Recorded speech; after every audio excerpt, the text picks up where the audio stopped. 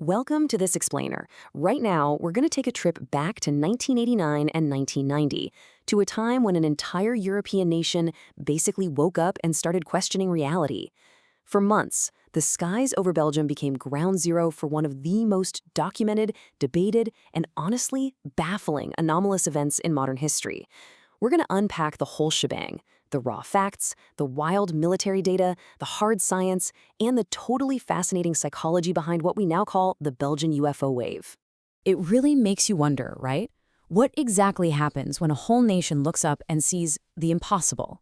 I mean, what do you do when thousands of ordinary folks, highly trained police officers, and top-of-the-line military radar systems all seem to point to something that conventional science tells us just shouldn't exist? Well, today, we're going to walk you through the absolute anatomy of this nationwide phenomenon. We'll look at the extraordinary claims right alongside the rigorous scientific pushback that followed, straight down the middle. Okay, let's dive into this by mapping out the timeline of the Belgian flap. Because, this wasn't just a one-off, single-night event. This was a sustained wave. It all kicked off in November 1989 in the usually quiet town of Eupen. Then, it hit a massive peak in March 1990 with a full-blown military scramble of F-16 fighter jets. A month later, in April, this famous photograph pops up, seemingly proving these craft were real. Right up until a stunning hoax confession completely flipped the script a couple of decades later in 2011. So let's start at the very beginning. Picture this: November 29th, 1989. This is the night the phenomenon officially blew up.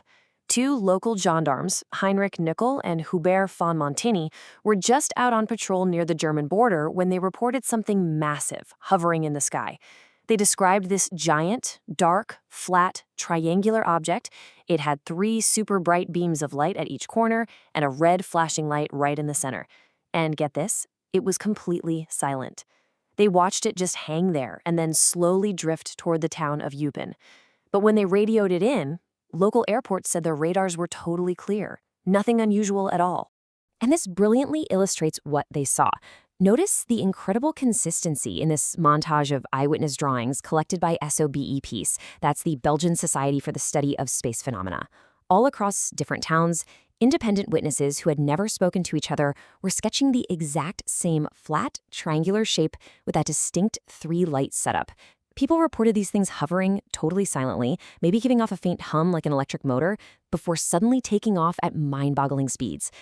Now, what made that first night in Eupen so incredibly compelling wasn't just a cool story. It was the sheer volume of people who saw it. We aren't just talking about a couple of easily dismissed accounts here. We are talking about 150 independent witnesses reporting this exact same thing on a single night. 150. Naturally, a mass observation on that scale sparked an absolute nationwide media frenzy. Which brings us to Section 1, the military response. Because you can't have 150 people see something without the government taking notice. As sightings kept pouring in through the winter, this stopped being just a fun public curiosity and turned into a serious national security issue. The whole thing climaxed on the night of March 30, 1990. Ground radar at a control reporting center in Glans suddenly detected these weird, unidentified signals moving super erratically toward the southeast of Brussels. Shortly after midnight, the Belgian Air Force didn't mess around. They scrambled 2 F-16 fighter jets right out of Beauvais Air Base. The mission was clear: intercept and identify. These pilots were flying blind in the dark, relying entirely on advanced onboard radar, chasing targets that were pulling off maneuvers completely unknown to modern aviation. Now, what's really interesting about the actual computerized radar data captured by those F-16s is that over the course of an hour, those pilots tried to intercept the targets 9 separate times. And on 3 occasions, they actually managed to get a radar lock, but only for a few fleeting seconds. The data they recorded during those brief locks, it was, frankly, just extraordinary. I mean, we're talking about an absolutely impossible flight path here. The data showed these objects dropping from 10,000 feet down to 500 feet in literally seconds. In one of those lock-ons, the speed supposedly spiked from 150 knots to 970 knots instantly. To put that in perspective, maneuvers like that would produce G-forces that would crush a human pilot and rip a conventional jet to shreds. Yet these things evaded all 9 interception attempts before the contacts just became sporadic and completely vanished. But here is where we need to take a step back. and look objectively at the conflicting data. Because on one hand, you have this wild radar data showing impossible jumps and speeds. But on the other hand, you have the visual data from highly trained elite fighter pilots. And what did they see? Zero. Nothing. The pilots never actually established visual contact with these objects. No lights, no craft, no crazy maneuvers seen with their own eyes. It was purely on the screens. And that brings us to the scientific and military counter-argument. When experts later analyzed that wild radar data, they found a much more earthly explanation. It turns out those 3 brief radar locks the F-16s got, they were actually just the jets accidentally locking onto each other in the confusion. As for the other erratic movements on the screen, experts pointed to a well-known meteorological glitch called Bragg scattering. It's basically a rare atmospheric interference that totally tricks radar systems into seeing phantom targets. So, no alien spaceships on the radar, just a high-tech game of tag and some really bad weather. So let's move on to Section 2, the crown jewel, the Petit Richane photograph. If the radar was just a glitch, what about the photographic evidence? In April 1990, right when the military scramble story was blowing up globally, the ultimate piece of physical evidence dropped. An anonymous photographer released an image. On this slide, check out the original photograph on the top, compared to a computer enhancement done by the Royal Military Academy on the bottom. It's a dark triangle, 3 distinct corner lights, a central glow.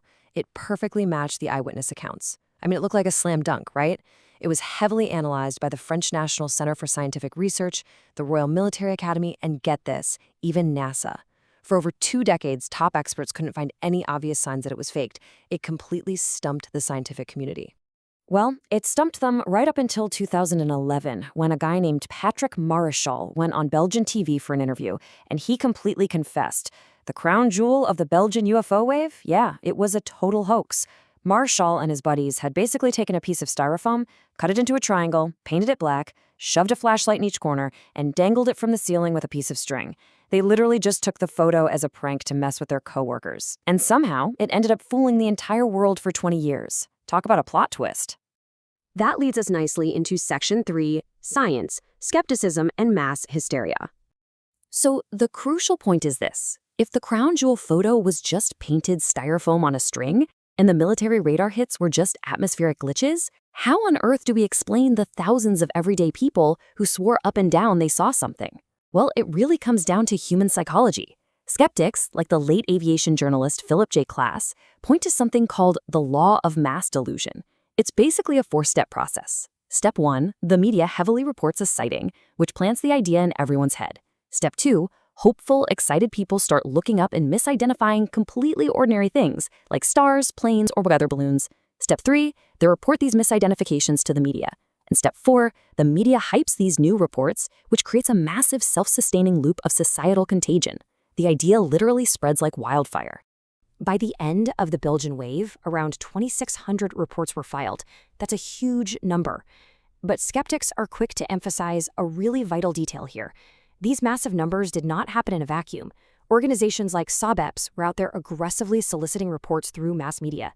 To give you an idea of how this works, the 143 reports filed about the night of the F-16 scramble, every single one of them was filed after the fact, following more than a week of heavy front-page media prompting. When you strip away the whole extraterrestrial angle, you're actually left with a pretty grounded list of alternative explanations. A lot of researchers argue that witnesses were probably just seeing helicopters, but couldn't hear the rotors because they were driving in their cars or it was a windy night. Others thought maybe it was top-secret American stealth aircraft, though the U.S. Air Force firmly denied operating anything like that in the area. But when you mix mundane objects with temperature inversions that cause optical illusions, and then you add a massive dose of that societal contagion we just talked about, you've got the perfect recipe for a nationwide flap. Finally, let's look at Section 4, the institutional fallout, because the aftermath of this is truly fascinating.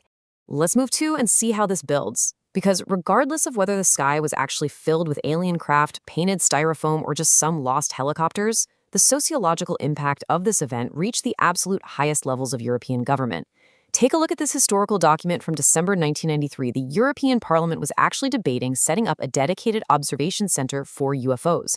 And this was a direct response to the public panic caused by the Belgian wave. The guy who drafted this document, Tullio Regge, made a really compelling point.